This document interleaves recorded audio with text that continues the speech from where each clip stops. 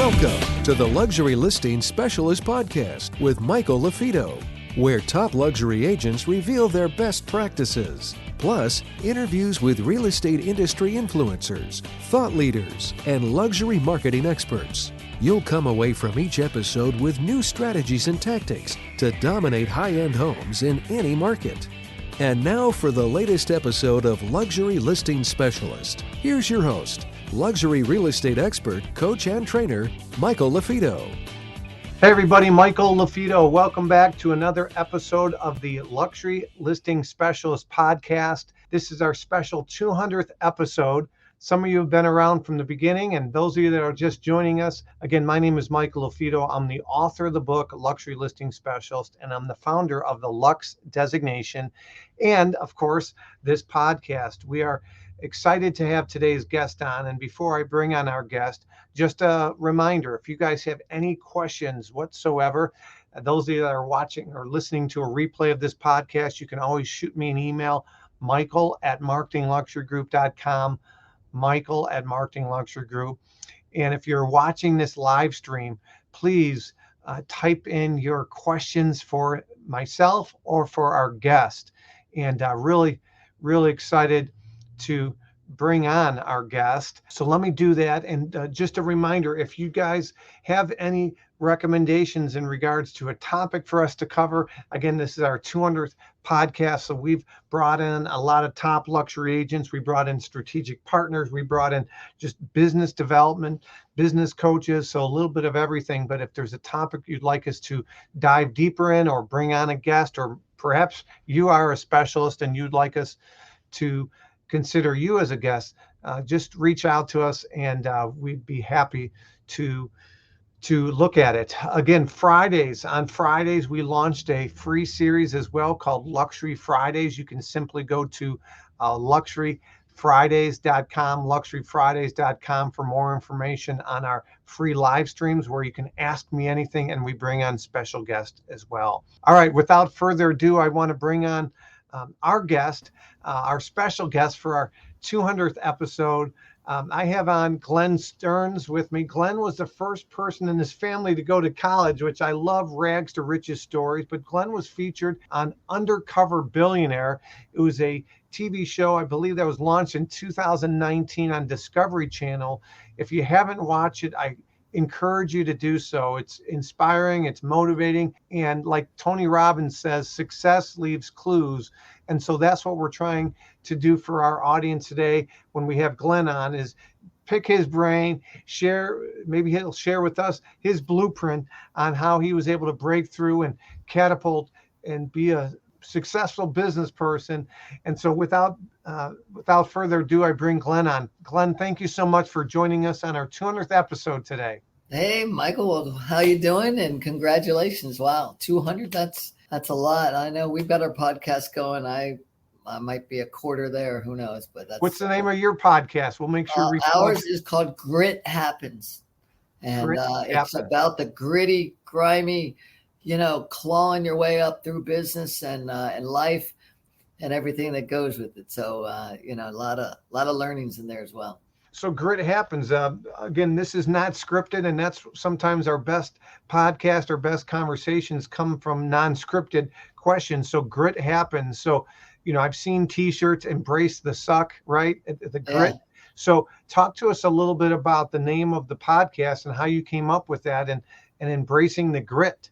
Yeah, well, when I look at my life, and I was the first to go to college in my family. I graduated with a whopping 2.1, grade point, and most of the world that knows me goes, I think I'm smarter than that guy, And so I've enjoyed that. I've embraced it. I have welcomed the fact that maybe I way more on the EQ than the IQ, right? Like reading books, chemistry, or any kind of big subjects it bores me. And so what I found was when I go through my life and look at some of the bigger markers, example, I had a child when I was 14 years old, and when I look at what happened when the world kind of falls in on you, or at least it feels that way, right? And then you can take either become the victim or the victor, as they say, right? And that's one of my earlier examples of my life, where I realized that fighting through the grit and all that adversity really strengthens us and makes us who we are today, right? I've got a million of those personal, and then it led to a really colorful business life where very much the same things fell into place there as well, right? Where you run into things like 2007 and 8, and you have $100 million of buyback loans. Lost 85% of my business. I've got class action lawsuits.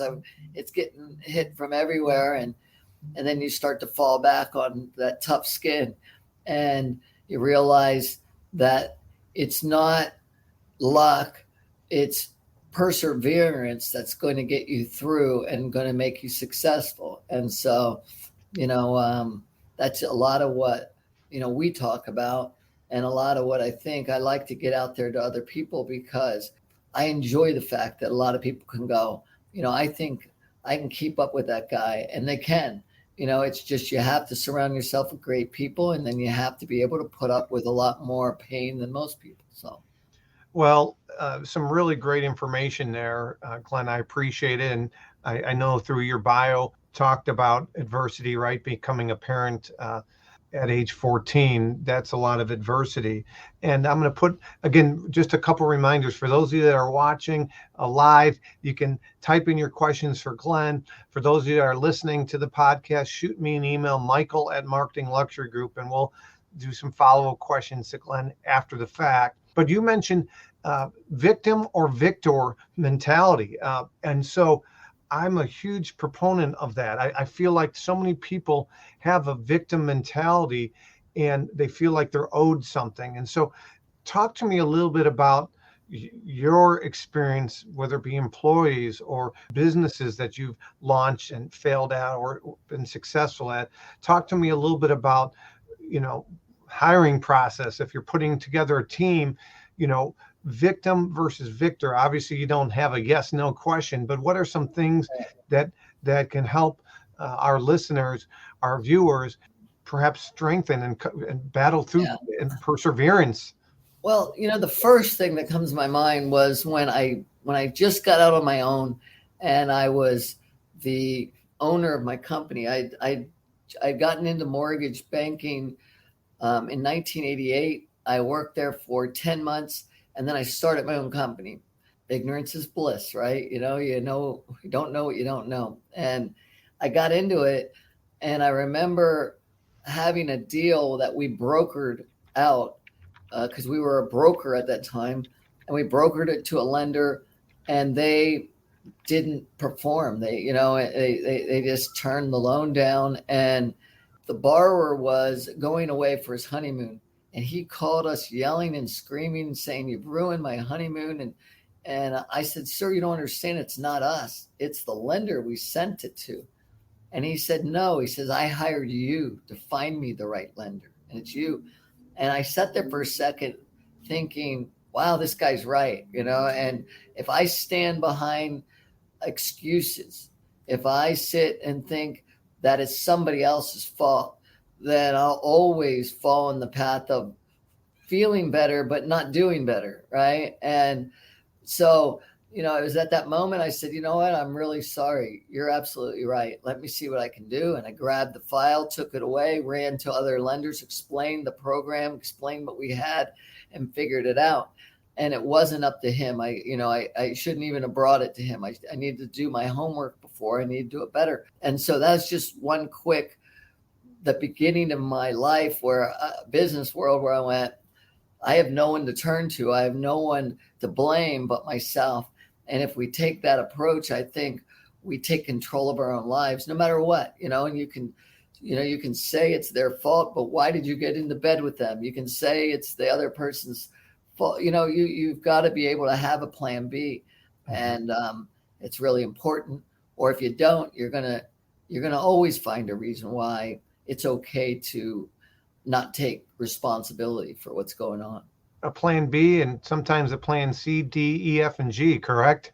I've had double letters. I've gone through the whole alphabet. Yeah. There was, I think it was Apollo 13, the movie where, they laid everything out on the table and they had the engineers there and said, we got to figure out a way to keep these guys alive and bring them back. Right. So sometimes, you're hit with a curveball, something you weren't expecting, and you just got to roll up your sleeves and not hit the panic button, but try to focus. And you mentioned perseverance, taking us back to the market crash of 07, 08, 09. Talk to me about how do you not mix business with family life, right? I mean, I think being a parent and a husband or a wife or a partner is a lot easier when there's less turbulence. So when there's a lot of turbulence and air pockets and emergency landings, talk to me a little bit about on the personal side of things. What do you do mentally to stay positive? What do you do mentally to be engaged as a father, as a husband? Because I think it's a lot easier when business is going great. I like sports, using sports analogies all the time, Glenn. Last year, my one son was an undefeated team. They won the championship. This year, his team was 2-27. I think he learned a lot more about himself being on a 2-27 team than the undefeated team. Absolutely. It's funny because when I was starting out again in business, I would come home going, this was the worst day ever. You have no idea.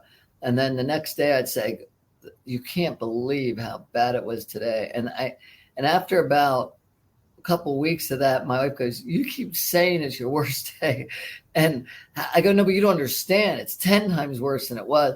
And I think what happens, at least for me, was, again, you build up that tolerance, right? And you build it up, and I realized that when I went through 2007 and 8 and everything was stripped away and I was going to lose it all, I got to a place, we had our names on top of all the buildings. We had, hundreds and hundreds of employees that relied on us. And now, was this Stearns Lending? This was Stearns Lending, right? And, and I could take you back through a few other companies. We were the largest HUD contractor in the country under two companies I owned. One was a title company. One was an audit company. Big issues that happened in those as well. But my point was that as we grow and mature and go through, our own experiences, you get wiser, right? And you get to, you've lived through them. But when I'd been through it in the past, I thought, this is it. It's over. I'm going to, I'm not going to make it through this. And, the embarrassment of having my signs come down and people know I'm a failure in the community and everyone see that I couldn't keep this business going. All that kind of pressure was there. And when I finally realized that's not, why do I worry about that kind of stuff, right? And when I let that go, and then I just said, look, I'm going to just go. And I literally took a clipboard and I went to every person. If I owed Morgan Stanley, Bear Stearns, Bank of America for all these bad loans that they wanted me to buy back, and I had 100,000 square feet of office space I didn't need. I went to the landlords and I went to the class action. I went to the lawyers by myself that were suing me and just started talking to people. And I got in front of everybody and I said, I'm not going to hide. I'm just going to tell you I'll do my best, but I've got a clipboard. Are you going to work with me or are you against me? That's all I need to know. And I'm going to add up all my check marks. And if you're going to work with me, I'm going to fight like hell to make it happen. And if you're not, I know what I need to do. And by the time I got through, I had 100% of people said they'd work with me. And there was a big difference between that approach, what I found, and people that just stuck their head in the sands and said, if I just, close my eyes long enough, it'll go away. And it doesn't. So we ended up becoming the biggest, mortgage lender, biggest wholesaler in the country.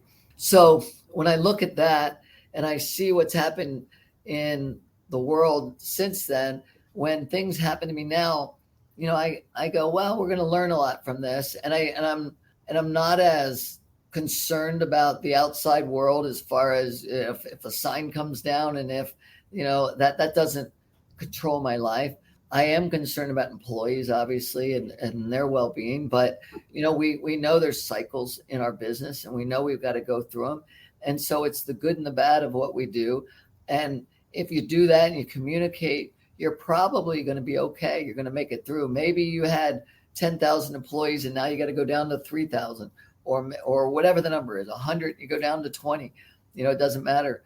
It's life. You got to rebuild. You got to start over. You got to do things. And it's never, a rising, completely perfect, kind of trajectory, right? It's this is the way it goes. Ups and downs, turbulence. And so when it, I remember coming in and one day I was in my house and I just almost started crying.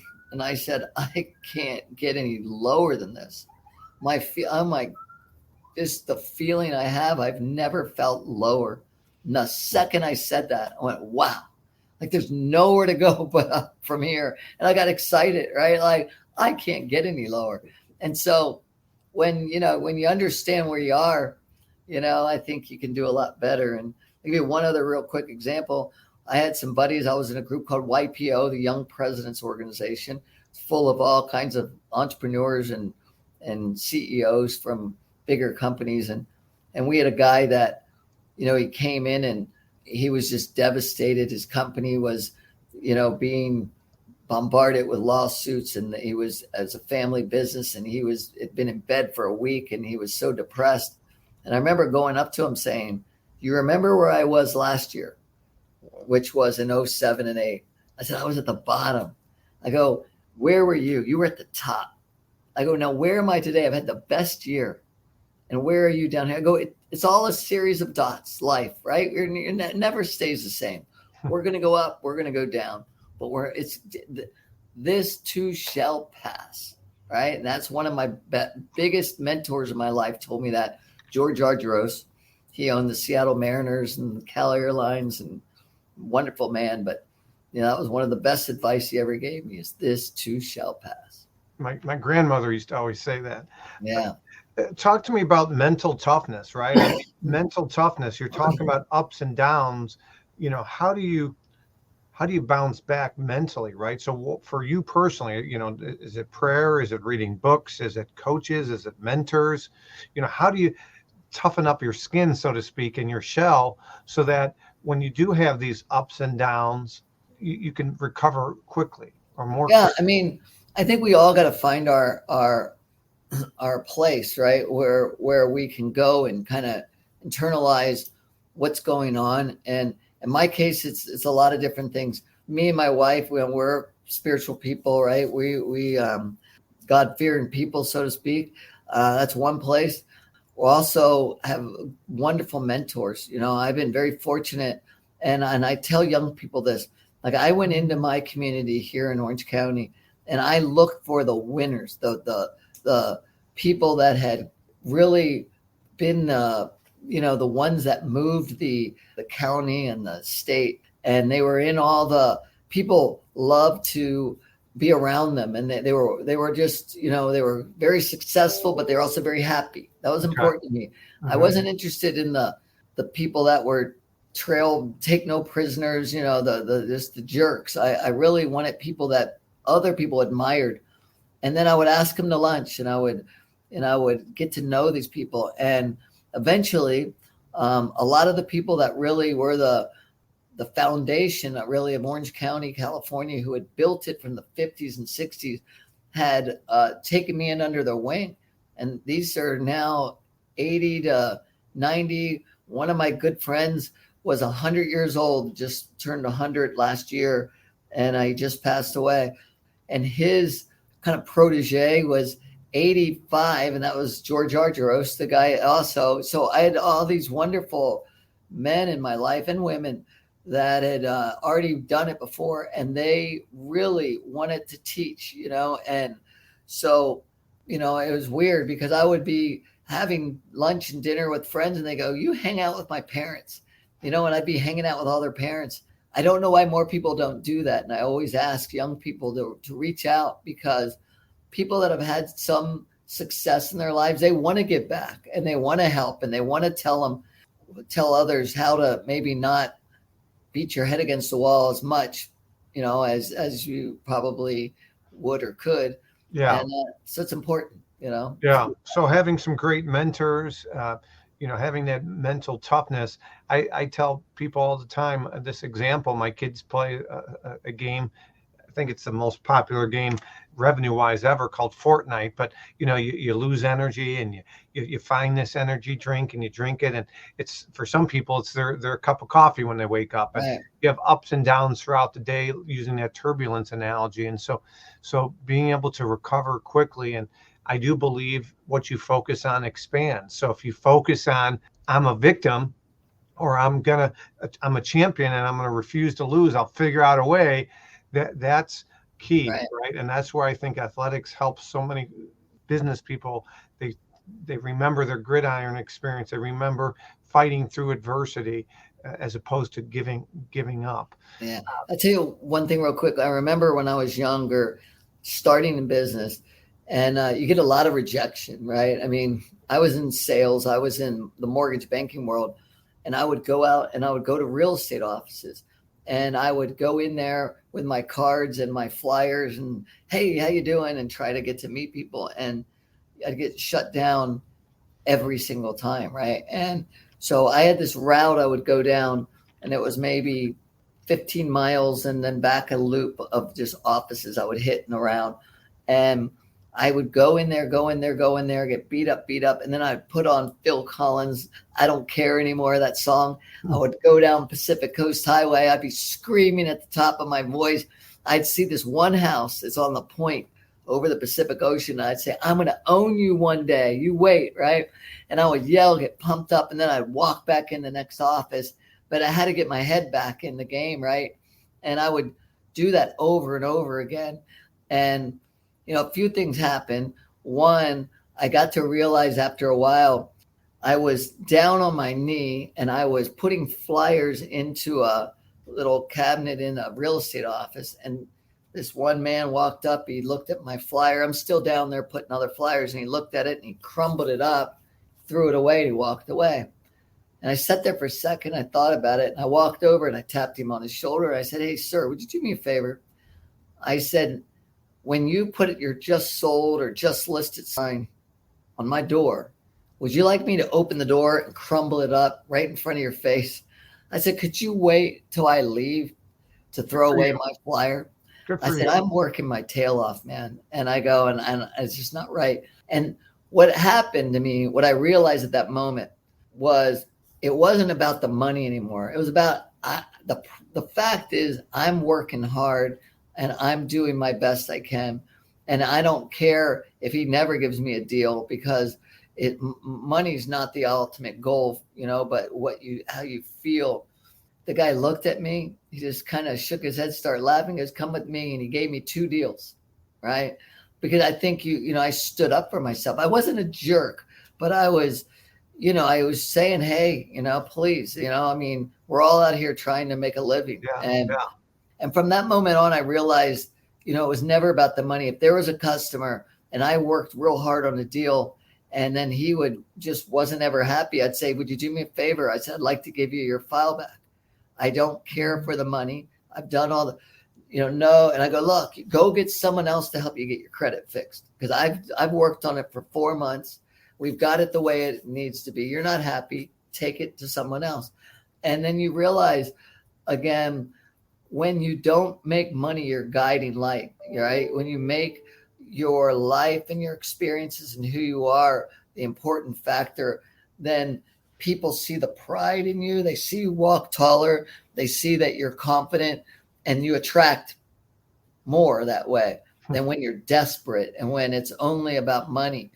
And so, that was one shift for me that happened when I was younger, that I realized I like this me, I like the fact that I won't ever do something based solely on money, and while yes, it's important, there are many other currencies, happiness, is a great one. Okay. Loyalty. There's a lot of other things that mean more to me than just money. And then all that ends up working out because you follow some other, whatever you want to call guidance principle. Yeah. Right. Yeah. So some really great information. I appreciate the stories behind it a little bit. I'm sure you felt empowered a little bit to, if you will, kind of stand up to yourself, to this gentleman. And he, like you said, ended up giving you a couple deals because he became a friend. Yeah. I didn't even know him. Yeah. And then he became a friend. Right. And something. Great story. I want to shift a little bit. We only have a few minutes left. I don't want to really focus too much on Undercover Billionaire, but it was such a great show, and I learned a lot about it. I had my fifth grader watch it with me. So the premise of the show is they drop you into this town, this area that you don't know. You're getting on a plane, you don't know where you're going. They give you $100 to your name. You go as somebody else, right? So you don't go as Glenn Stearns in this case. Right. And what am I missing here? And then they can go watch it and find it. Sure. Some replays. I know we watch on Netflix, so it's still out there. Yeah.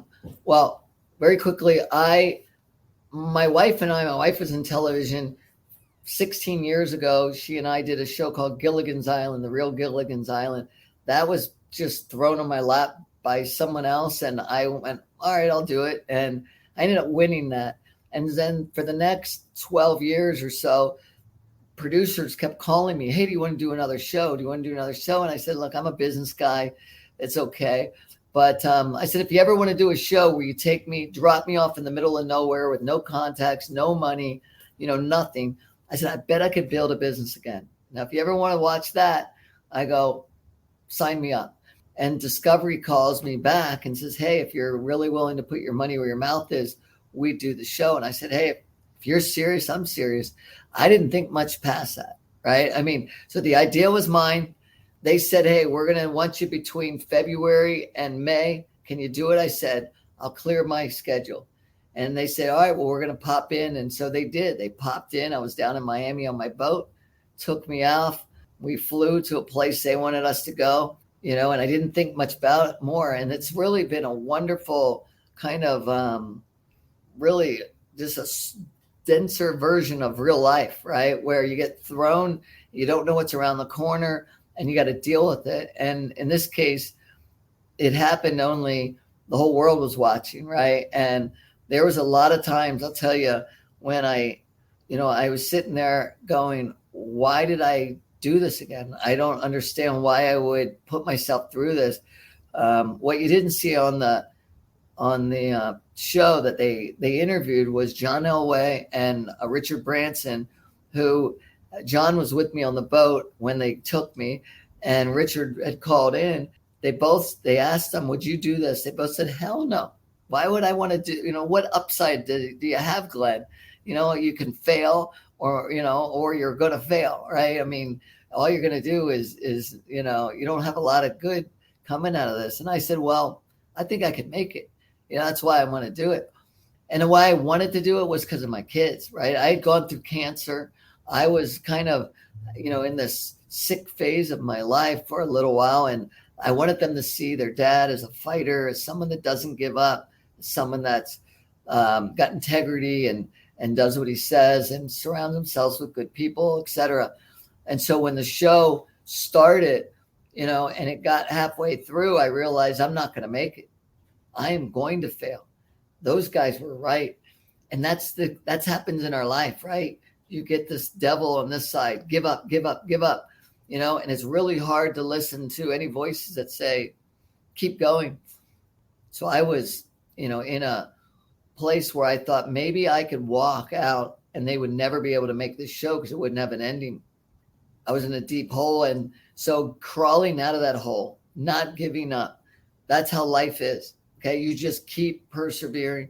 And so I'm very proud of Undercover Billionaire. Very proud. I don't like the name. I'll be real honest. I never did. I thought it should be like the American Dream. That's kind of the false show they went under to say, is some little college group filming me. But so I wasn't, I'm not big on the name, but it wasn't about that. Can I do this? But I thought, just don't give up. Don't let people, think that that's how life is. Life is hard and we don't always get what we want. But if we fight swinging, going down, that's what we need to do. And so when it ended up turning out the way it did, please watch it if you haven't seen it. I was very, very proud of it. And then super proud, if you haven't seen, we did a follow-up series called Undercover Billionaire Comeback City. There's also a second season with Grant Cardone and a couple other guys that I was producer of, actually, because I was, the guy who founded it. But Comeback City, episode 6, I'm most proud of that because it ties it all back together. So good. I have not seen that, so I'll episode 6, Comeback City. So thanks for sharing that, Glenn. Yeah. It's a great series, very inspiring. I have 3 kids, and like I said, my one son wanted to watch it with me. And my whole thing is entrepreneurship, right? And you can learn. Success leaves clues. I opened up this show with that with Tony Robbins, and that's why I have on here Glenn Stearns. Success leaves clues. Built businesses during the downturn, bounced back, recovered. Talk to us a little bit about today and what businesses you're part of. And I know one of them is called Kind Lending. So tell us a little bit about what you're working on today. Sure. So I had sold out of my Stearns Lending and I still had an ownership, but I was minority owner of that. When I had the opportunity to get back into it, I did and started Kind Lending. And, we've been at it for a couple, 3 years now and going strong. Things are going really well. We're been in the middle of this, we had the lowest rates in the history of ever. And now it's good. They've doubled. So it's been interesting, but I feel like, I'm back at the same place I was before where you rebuild and you figure it out. And so we're having a wonderful time, just really helping to rewrite kind of what mortgage banking is about. I called it Kind Lending on purpose because I think we got to go back to a lot of that influence of really being advocates for people, helping them, and doing it in a manner that you're proud of. And then we've opened up another joint venture called Success Lending. That's with EXP, and that is also going fantastic. It's based on really purchase home ownership, loans and loving that. And then doing some retail, doing some other joint ventures and other things, but just mostly mortgage banking is my bread and butter that I love. I got a lot of other things that we do, but that's my great. passion. That's great. And if I were to put a crystal ball in front of you, here we are in July of 2022. What do you anticipate? I tell people all the time, life is what drives real estate, right? Not mortgage rates, not who the president is, what gas prices are, what's going on in Ukraine or Russia. Life is what drives real estate. But I'd love to get your take on where do you think the market is going in the next 6 months to a year? Well, I believe in cycles. I'm a big believer that, what goes up must come down. And, when you look back, if you ever want to Google my name in 2005, you'll see I was on a show with some people that just believed equities it can't do anything but keep going up because there's supply and demand and this and that. And I said, no, but there's also cycles. And the issue back then was we were doing bad loans. Remember, we were doing option arm loans and loans where no money down. Yeah, no money and all that. This is different, right? We've got issues with, in my opinion, we had issues where, that herd mentality, the home is 500,000. I'll give you 600,000 because I need it. And so a lot of that behavior, I think, where you're willing to overpay for stuff, it will also, I think, kind of swing back on people. And so there's going to be a correction, in my opinion. I don't know if it's in 6 months or whatever, but you can see, and I've been going all over the country, these bidding wars are slowing down, right? And so, you got to go and really find a great real estate agent that knows that market and understands what the comparables are and what you're doing out there. And if it's going to be your home, a person's home that they're going to live in, ride out the cycles. It doesn't matter, right? Your house will go up, it'll go down. It really won't matter if you can make your payment and afford it. But if you're only worried about equity appreciation, I would, say people that are doing that, it's not going to be good timing. I think we're at the very tippy top of the cycle. Let's put it that way, right? So I think we're going to start seeing it go back down. And, I think sellers start to reduce their prices because they realized, it was too good for too long. That's my opinion, and we'll see where it goes. But it won't be for the same reasons. It won't be because we had bad loans, right? It'll be, I think, because we just had hyperinflation when it came to home prices, So. Yeah, the appreciation in some markets, it just wasn't sustainable. So really good information. We got Glenn Stearns here. Again, I do recommend you guys check out Undercover Billionaire.